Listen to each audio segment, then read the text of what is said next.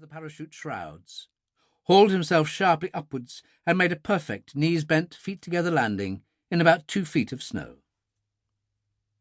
The wind tugged fiercely at his parachute. He struck the quick-release harness clasp, collapsed the parachute, pulled it in, rolled it up, and pressed it deeply into the snow, using for weight the pack he had just shrugged off his shoulders. Down there at ground level, if 7,000 feet up on the Weisspitze could be called ground level, the snowfall was comparatively slight compared to that blizzard they'd experienced jumping from the Lancaster. But even so, visibility was almost as bad as it had been up above, for there was a 20-knot wind blowing, and the dry, powdery snow was drifting quite heavily. Smith made a swift 360-degree sweep of his horizon, but there was nothing to be seen, no body to be seen. With fumbling, frozen hands, he clumsily extracted a torch and whistle from his tunic. Facing alternately east and west, he bleeped on the whistle and flashed his torch. The first to appear was Thomas, then Schaffer, then, within 2 minutes altogether, all of the others, with the exception of Sergeant Harrod. "Pile your chutes there and weight them," Smith ordered. "Yes, bed them deep. Anyone seen Sergeant Harrod?" A shaking of heads. "Nobody? No sight of him at all?"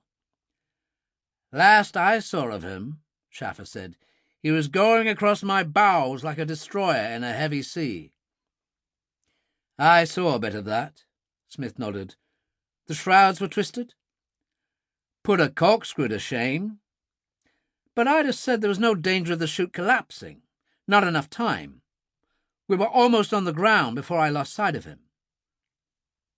"Any idea where he landed, then?" "Roughly. He'll be all right, Major. A twisted ankle, a bump on the head. Not to worry." "Use your torches," Smith said abruptly. "Spread out. Find him."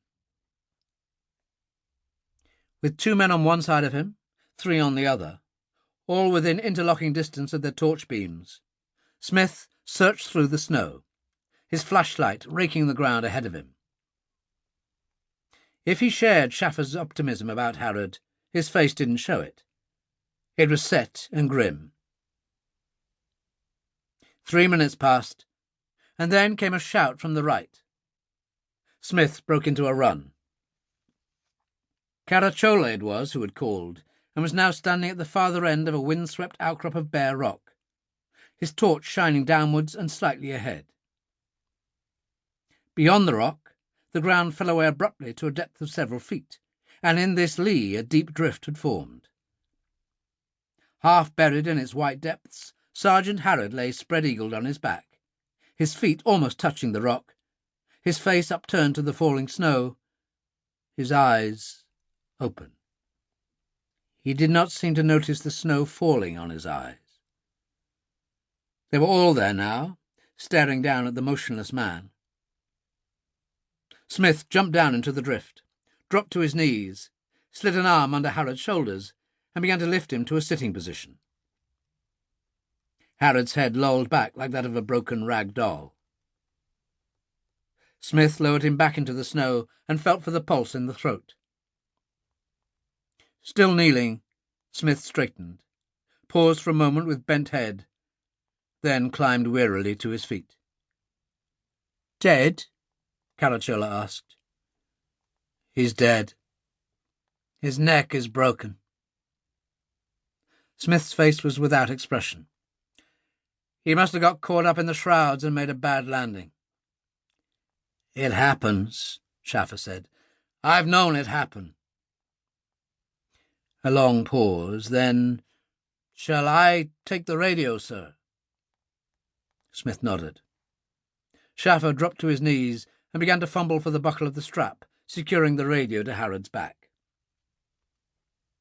Smith said, "Sorry, no, not that way. There's a key around his neck, under his tunic. It fits the lock under the flap of the breast buckle." Schaffer located the key, unlocked the buckle after some difficulty, eased the straps off the dead man's shoulders, and finally managed to work the radio clear.